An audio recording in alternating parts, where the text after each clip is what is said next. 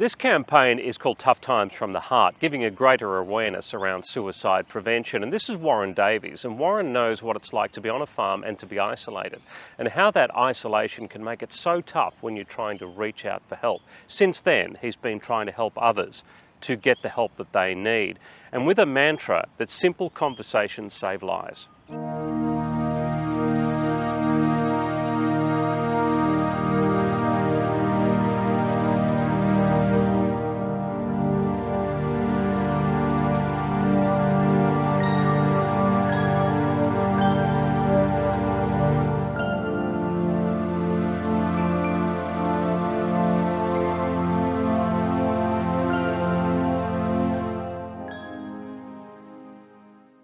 How have we changed the conversation, do you think, in the last few years around suicide? How have you seen it change? Oh, I think like we've moved in, leaps and bounds. I think like from back, I suppose, when I was struggling, on my farm with my mental health, the conversations are a lot more freer, I suppose, but there's still a lot of stigma attached to, say, mental illness or suicide in our community. Yeah. I think, it's really still difficult for people to hold their hand up and say they need help. But I think the conversation has come a long way. So we've, lots of initiatives, lots of campaigns, lots of, stuff out in the media that just helps break down that stigma. But particularly in rural communities, though, I think there is that stigma still there where people just won't stick their hand up and ask for help. You tell me, take me back there a bit. Tell me that first time that you said, I'm in a lot of trouble here. Yeah, well, that was a long way down the path of my mental health journey, because I was that person. I was a farmer and a bloke, so I was probably tarred with the brush twice. Not wanting to stick my hand up, so I probably went down the rabbit hole a long way before I stuck my hand up and asked for help, and I think that really stifled my recovery as well. But sticking at, putting your hand up and asking for help is really difficult. And I say that as well as reaching in. If someone notices someone that's struggling, it's just as hard to reach in and start those conversations. Can you remember the first time, though, that you felt it yourself?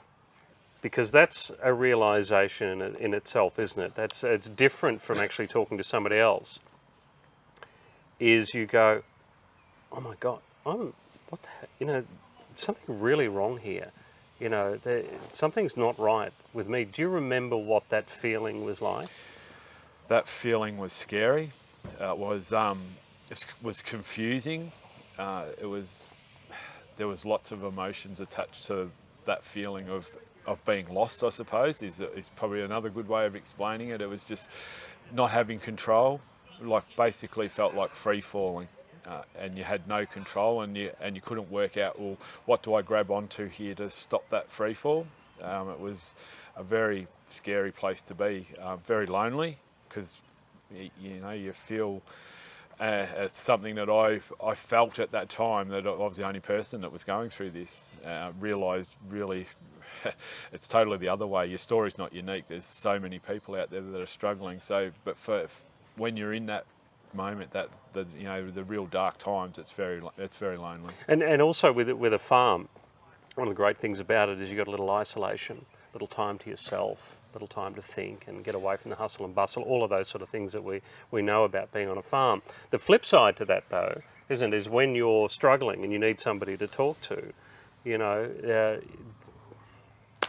your options are limited, yeah, aren't you? And I think that was probably one of my biggest mistakes, was to isolate myself on the farm, stop doing all the things that I love doing in my community, and just reverted back to just me on the farm. And you have a lot of think space in your head when you're by yourself, whether it's milking or on the tractor or just out in the paddock, where you've got that so much time to think and so much time to ruminate over stuff that's going in your head. And generally, when you're in that that dark space, or or you're spiraling out of control, your self-talk's not overly brilliant in your head, and that just exacerbates that isolation, exacerbates that conversation in your head, and you just keep and I think that adds to that spiral.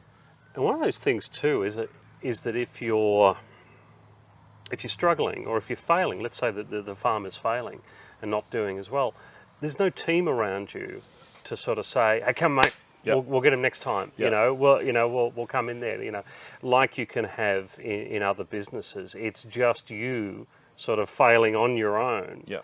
That's must be just an awful, empty, crappy kind of feeling. And that was probably when I talk about when I knew that I was struggling and like the drought was having an impact on us at this time, that I felt a lot of shame and guilt, because as a farmer, I was a steward to my animals and I was a steward to the farm, and I believe really strongly if I did both those parts of my job, look after my cows, look after my farm, that would enable me to look after my family. And then I started failing at that. I felt like I was failing, and that shame and guilt set in, and that really exacerbated that spiral that I was in, because, as you said, there was no one else to reach out to. You were it. Did anyone, in this journey, so, you started feeling crappy, you were going along, you became honest with yourself at some point in saying, look, I feel bad. Did anyone say to you, what's wrong, mate? What's going on? You've been bloody quiet lately. And did anyone say that kind of thing to you? No, look, obviously my wife knew that I was struggling, because obviously the closest person to you, but she was travelling the same journey as me as well. So I didn't reach out to her because I didn't want to burden her with how I was feeling, because I knew that she was, travelling the same journey. She was just dealing with it differently. But definitely, I think there wasn't that conversation, because people, it's a tough conversation to have with people, to reach in and ask them if they're because the biggest thing that we worry about is, what are they going to say, and what if they do say, oh no, I'm not struggling. And if I had said to one of my mates, look, I'm not travelling real well, would they have had the tools to be able to help me? That was probably the thing that would have been in their head. So no one really reached in.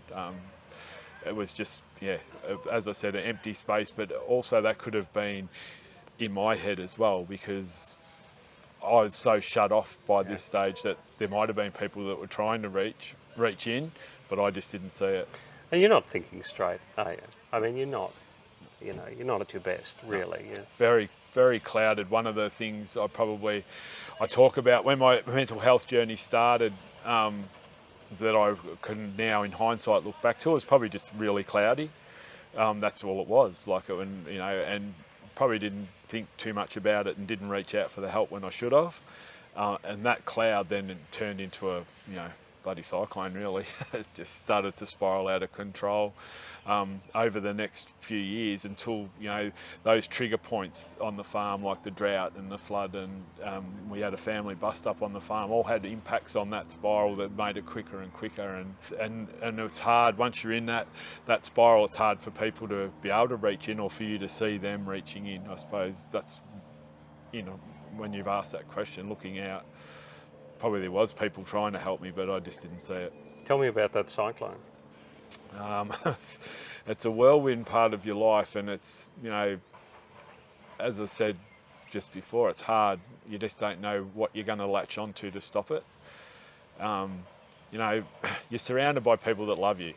I've had a loving wife, loving parents, sister, I had kids, everything, and it's just, you're in this self-consuming kind of vortex that's just leading you to this dark space, which is really frightening, because you don't know where it's going to end and how it's going to stop, and then the more you get down that spiral, the harder it is to reach out. And I think that's why it's really important that we have these conversations, so people understand where people are at, to be able to reach in and try and arrest that spiral for people.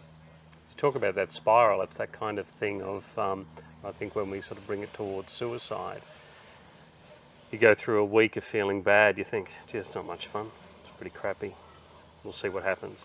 A month of feeling bad, Yep. And you go, gee, this isn't, 2 months of feeling bad, 3 months of Yep. feeling bad.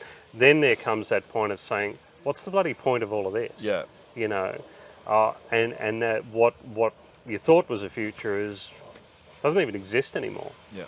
Is that how it felt for you? Yeah, look, it felt like that. As I said, I was failing at what I love doing. I felt a lot of shame and guilt. I felt like I was letting a lot of people down, and then you get to a stage where, yeah, as you said, not where's the point of all this?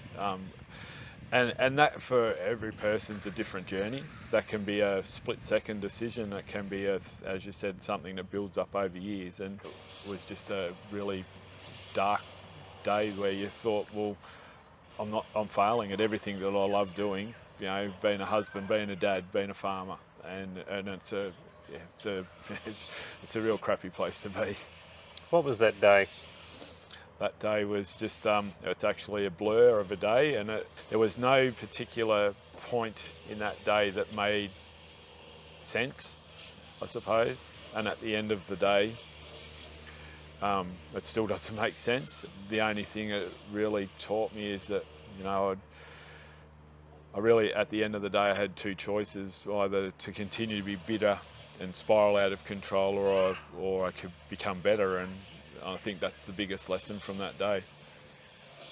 Did you obviously didn't wake up that morning think that this might be your last day? No.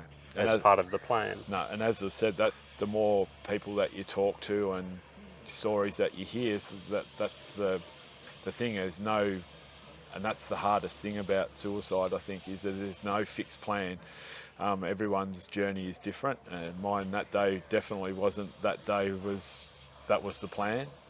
Where I've talked to other people, and it's obviously was their plan. Where that mine wasn't. That it was just kind of a split-second decision that afternoon that could have had wholly different consequences to where we are today.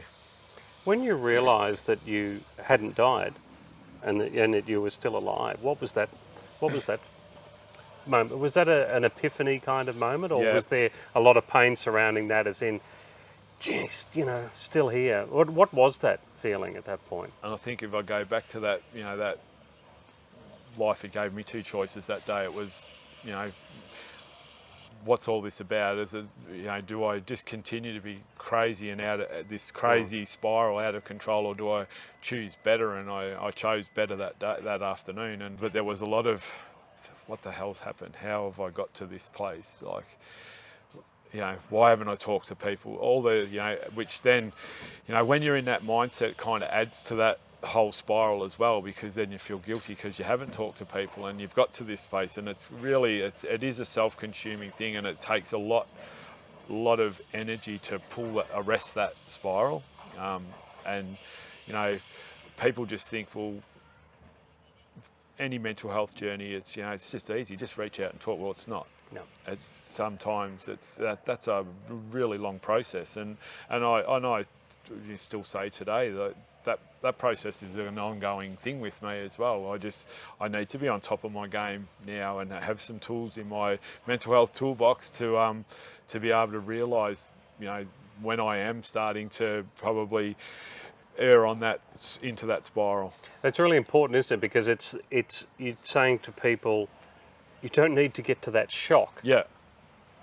That moment, you can pull up well and true. That doesn't have to happen. Yeah, that's right. Here, it doesn't have to go that way. Yeah. That's not the journey that you need to have. Yeah. There's another way of doing it, which is what we're trying to talk about, isn't it? Yeah, and that's the thing that really, really drives what I do today, is that I'm clearly under the understanding that, I'm not going to be able to help everybody, but if I can help, one person stop getting to that place where I got to, is, that's important to me. And I think that all just, by telling people, you don't need to get to that spot, that's being a little bit hypocritical on my behalf, because it took me to get to that spot, but understanding what it feels like. I just don't want other people to get there, and so those conversations are really important. And staying connected to the people around you is so important, even though you don't realise it at the time. But it's so critical that we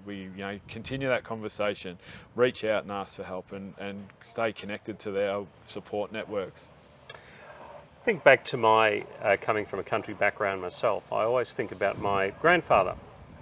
and he and another guy about the same age, elderly man, would always stop the utes together on the road like that and talk. Yep. You know the scenario I'm Yep. talking about. You'd see it Yep. does.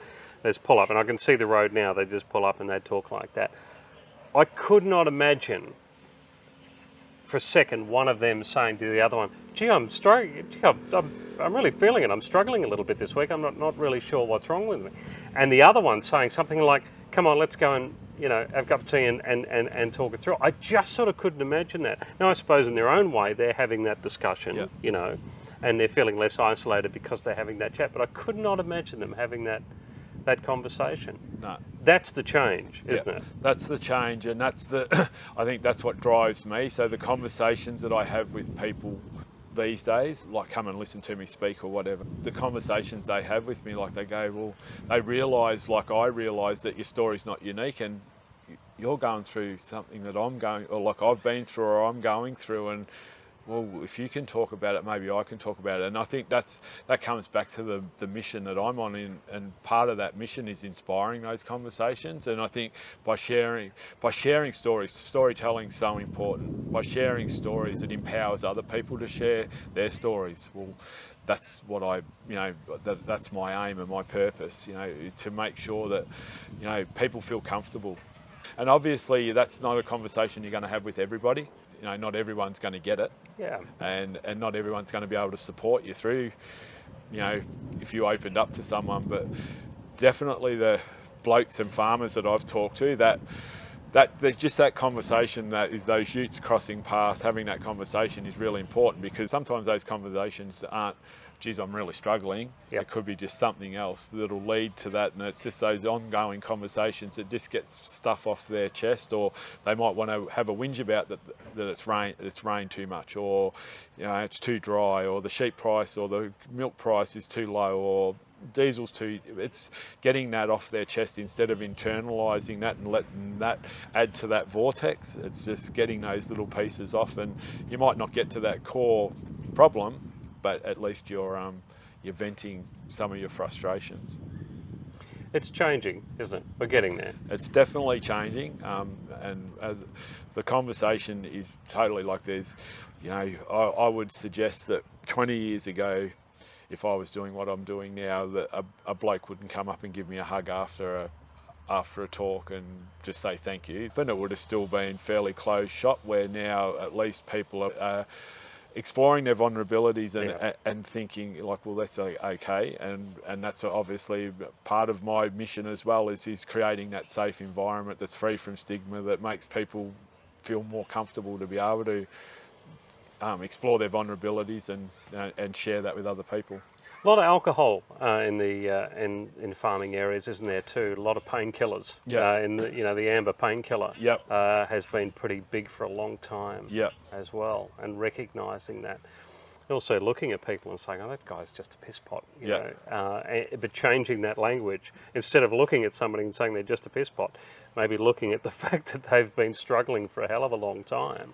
That's correct. I think one of the biggest skills that any of us can possess is being non-judgmental. Everyone's travelling a journey that we know nothing about. Unless you want to go and help those people explore that journey, you can't make comment from afar. I think you've got to understand it, because everyone's actions are generally born out of their journey, and whether it's alcohol, or it's physical abuse, or just being a loudmouth, or and it's even like you right back, punch-ups, getting involved in punch-ups in the country, or big just part of it. just showing your trying to show your alpha maleism, I suppose. It's all part of that.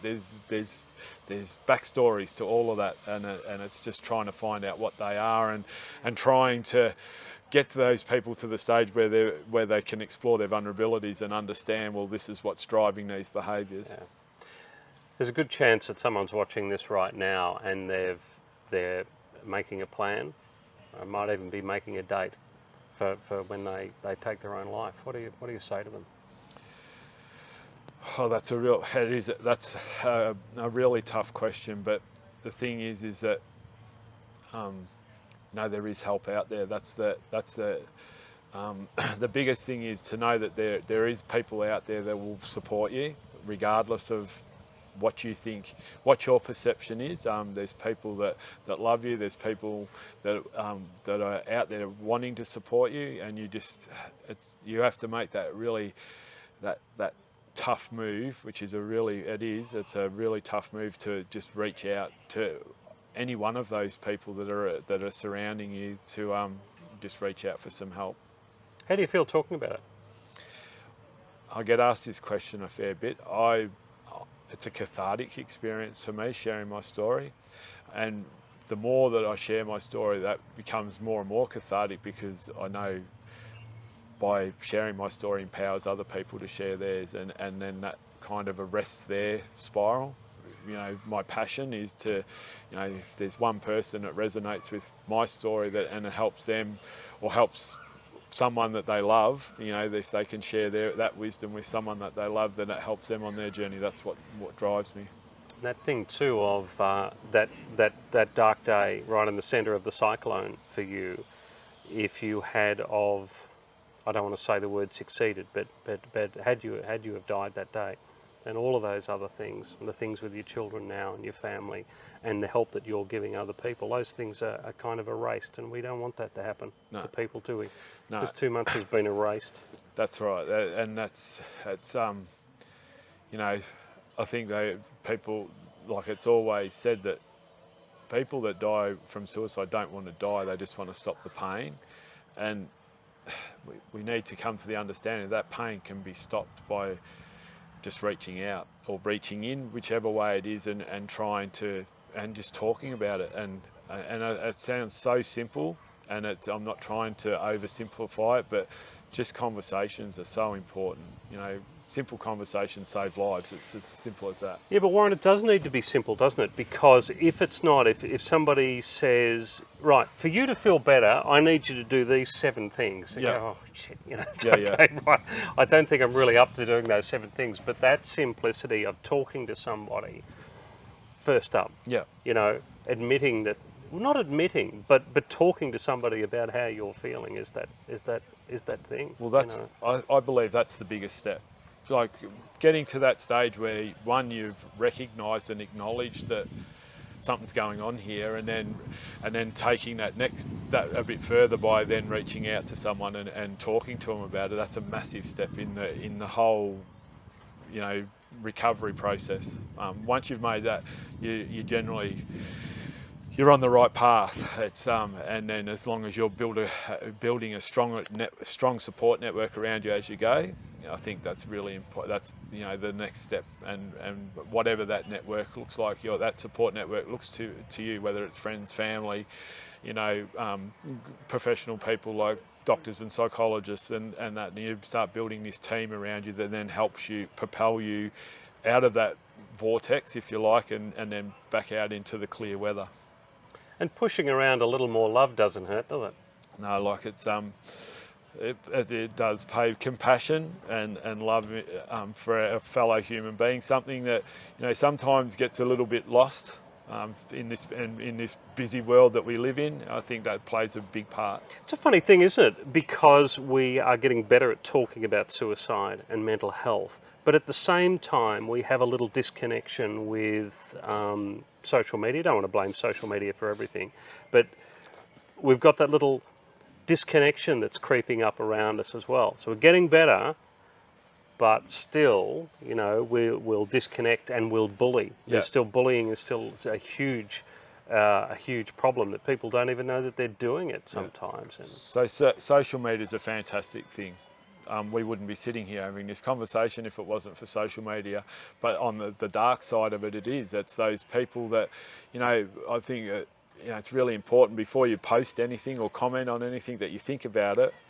And if you weren't prepared to go up face to face with that person and say into their face what you are typing, well, you should hit the backspace button and just leave it, because a lot of those faceless words that go out there have a massive impact on people, especially like young people, but for all sort of, you know, for all ages as well, and they are very detrimental because words hurt. Like, and once those words are out there, they're out there, and then it just becomes like this feeding frenzy on social media that it just keeps piling on. And if someone's in a really vulnerable state, well, that doesn't help their process of trying to become better. It's just driving them further and further down. One of those things that we don't sort of practice, the compassion. We lose it sometimes, don't we? We've got to check ourselves once in a while and say, how am I handling this situation with these people? Am I being compassionate? Am I dismissing them? Am I not looking at it from their perspective? Yeah. And it is, and you've got to, I think that's, being empathetic is really important, putting yourself in those people's shoes, and even if you're not in that situation or never been in that situation, just have a think about, well, how would that feel? And if you think, well, that's going to feel fairly crappy, well, then you reaching out to that person and making sure they're okay, or just giving them a hug, or just a pat on the a hand on their shoulder, and just say, I've got you here, or I've got your back. It's just that's how the world should be. It's all we've got is each other, isn't it? Really, that's all there is. At the end of the day, there's not much else going on, is there? No, it's life is very complicated, but it's fairly simple at the same at the same time. Simply, without it, we've got nothing. At the end of the day, when the world all breaks down, like when everything's broken down, that's all we've got. You feel grateful for how things have turned out for you and what you are these days? Gratitude is one of the things that I talk about. I'm always grateful for the opportunity to be able to share my story. I'm grateful for my family and grateful for my friends and my community. It's something I'm grateful for every day, and seeing the goodness in that, and trying to not ignore the darkness, but trying to see the goodness in everything is really important. And there is a lot of good out there, and I think we're driven by, whether it's media influences or opinions of people that we place on a pedestal, that there's a lot of negativity in the world, but there's not. There's a lot of positivity, and we need to amplify that.